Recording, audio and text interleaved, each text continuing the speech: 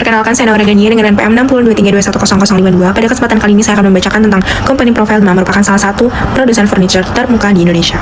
PT ini telah berdiri sejak 1989. Perusahaan ini telah membangun reputasi sebagai pemimpin dalam industri furniture. Terdapat visi dan misi. Visinya itu menjadi produsen furniture kontrak kelas atas termuka di Indonesia. Sedangkan misinya memberikan kepuasan kepada para pemangku kepentingan melalui solusi furniture yang inovatif yang dilengkapi dengan layanan terbaik. Selanjutnya terdapat value perusahaan, yaitu ada communication, commitment, integrity, solusi oriented, dan humanity.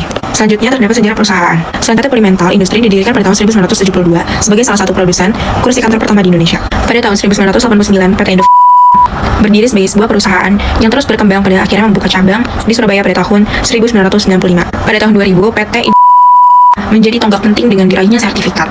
Perluasan bisnis terus dilakukan ditandai dengan akuisisi pabrik manufaktur kayu baru di Cilangsi pada tahun 2006. Tentang struktur organisasi perusahaan tersebut. Filsafat Zahra dengan NPM 602322110 jadi kelas B. Selanjutnya akan menjelaskan informasi penting perusahaan. Yang pertama itu desain inovasi setiap produknya. Perusahaan selalu menegaskan komitmen untuk melakukan penelitian dan juga pengembangan teknologi yang akan menetapkan standar di perusahaan. Yang kedua ada penghargaan yang diraih oleh perusahaan. Selanjutnya ada klien dari perusahaan. Menurut Kalisa dengan NPM 60232100051. Saya dari kelas B.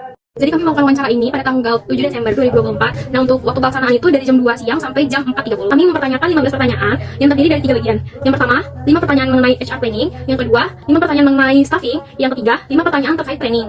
Berdasarkan wawancara yang telah kami lakukan, didapatkan yang pertama itu integrasi proyeksi kebutuhan tenaga kerja dengan strategi bisnis. Di mana perusahaan itu melakukan business process mapping untuk menentukan key performance indicator atau QIP yang sesuai dengan kebutuhan perusahaan. Nah, peran HR di sini bukan hanya untuk mendukung tim dengan memberikan tenaga kerja yang tepat, tetapi juga memastikan adanya program pelatihan yang relevan dan sistem penghargaan yang efektif atau sistem reward dirancang agar target yang didapatkan itu bisa tercapai. Jadi itu yang kedua itu ada data utama untuk perencanaan SDM jangka panjang.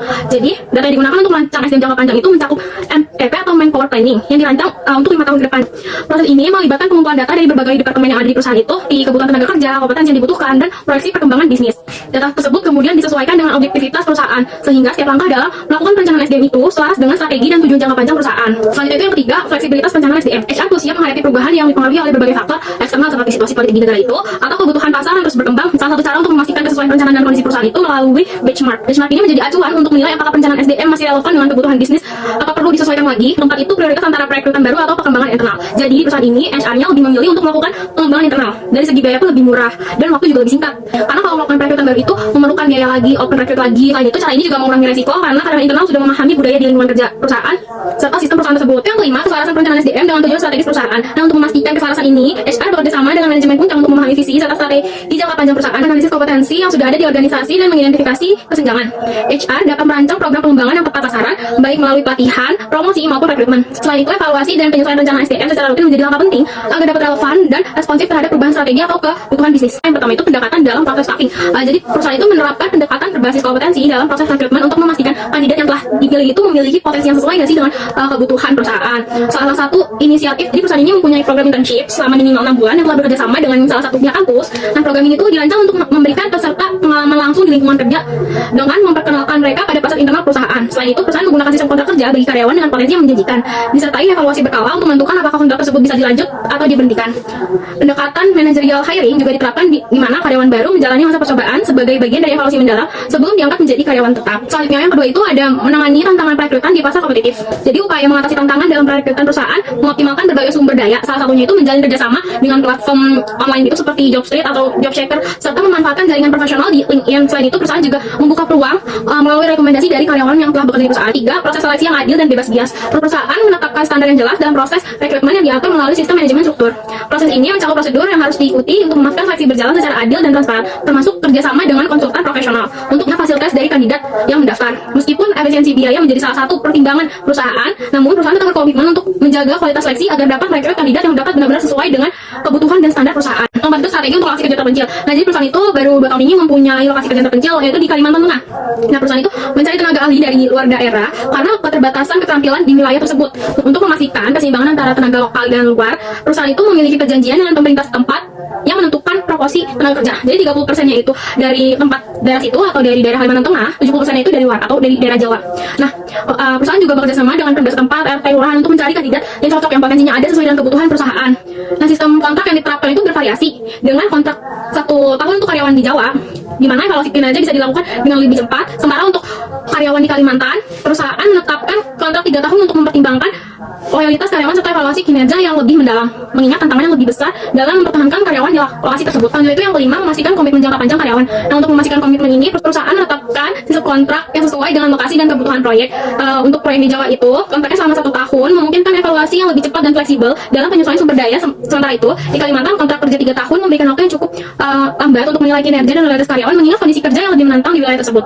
Selain itu, tingkat pengawasan juga memainkan peran penting dalam proses ini, di mana pengawasan yang lebih ketat dapat mempercepat proses evaluasi kinerja, sehingga perusahaan dapat lebih cepat menentukan langkah selanjutnya dalam pengelolaan SDM.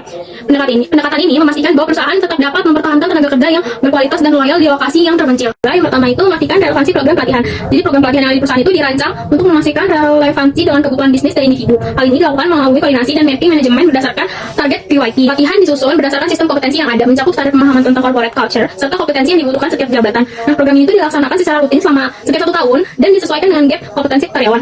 Progres karyawan ini diukur melalui 5 tahap, mulai dari pemahaman dasar hingga kemampuan berbagi pengetahuan baik sesama individu di perusahaan atau di luar perusahaan. Nah, itu ada yang kedua itu identifikasi pelatihan. Jadi strategi yang mengidentifikasi kebutuhan pelatihan di setiap departemen itu melibatkan sistem kompetensi yang telah dirancang yang mengacu pada standar kompetensi kerja nasional Indonesia atau SKKI.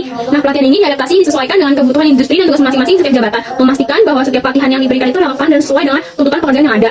Yang ketiga itu mengukur efektivitas pelatihan. Efektivitas pelatihan diukur melalui evaluasi tahunan untuk menilai apakah ada perubahan kompetensi antar karyawan. Hal evaluasi ini disampaikan kepada supervisor untuk memastikan bahwa gap kompetensi berkurang dan bahwa pelatihan memberikan dampak positif terhadap performa karyawan atau bisa dibilang performanya itu meningkat. Yang keempat itu menangani resistensi karyawan terhadap pelatihan baru. Nah, untuk mengatasi resistensi terhadap pelatihan baru, perusahaan itu mendengar kekhawatiran karyawan dan menjelaskan manfaat dari pelatihan tersebut. Karyawan juga dilibatkan dalam perencanaan pelatihan untuk meningkatkan rasa memiliki dan kontribusi mereka terhadap program. Selain itu, dukungan tambahan seperti sesi tanya jawab atau mentoring diberikan untuk membantu karyawan merasa lebih nyaman. Umpan balik dari karyawan setelah pelatihan itu dikumpulkan untuk menilai efektivitas dan menunjukkan penghargaan terhadap masukan mereka. Selanjutnya itu ada integrasi teknologi dalam pelatihan.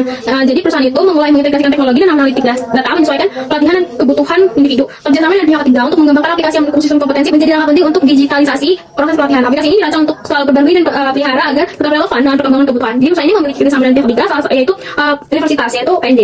Nah, jadi setiap tahunnya PNJ itu bakal masuk. Misalnya angkatan 19 masuk. Nah, sebelum angkatan 19 ini keluar, angkatan 20 itu harus masuk situ karena untuk memelihara atau menjaga aplikasi yang telah dibuat agar tetap relevan dan terus berjalan. Karena dari perusahaan itu hanya menyiapkan data sementara yang monitoring dan melakukan aplikasi itu tetap berjalan. Saya Raffianti dengan NPM 6023210039 dari kelas B. Pembahasan pertama yaitu HR Planning. Jadi perencanaan SDM ini diselaraskan dengan strategi bisnis melalui pengumpulan data seperti manpower planning untuk proyeksi 5 tahun ke depan. HR memastikan fleksibilitas perencanaan agar adaptif terhadap perubahan eksternal dan memprioritaskan pengembangan karyawan internal melalui pelatihan dan promosi dibandingkan rekrutmen eksternal. Yang kedua ada staffing. Pendekatan berbasis kompetensi ini rekrutmennya dilakukan dengan menilai kompetensi kandidat, misalnya melalui program magang untuk menilai potensi. Yang kedua, proses seleksi yang adil. Seleksi karyawan dilakukan secara terstruktur dan transparan, seringkali melibatkan psikologi untuk memastikan objektivitas. Yang ketiga, kontrak untuk komitmen jangka panjang. Kontrak kerja disesuaikan dengan lokasi. Misalnya, kontrak 1 tahun di Jawa lebih fleksibel, sedangkan di Kalimantan kontrak 3 tahun untuk mempertahankan. Yang ketiga, training. Relevansi pelatihan dirancang berdasarkan kebutuhan bisnis dan kompetensi individu.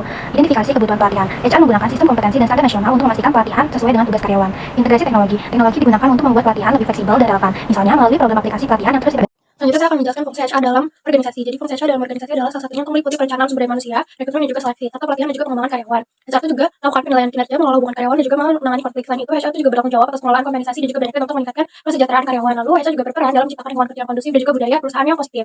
Yang semuanya penting untuk mencapai tujuan organisasi dan meningkatkan produktivitas serta kepuasan karyawan.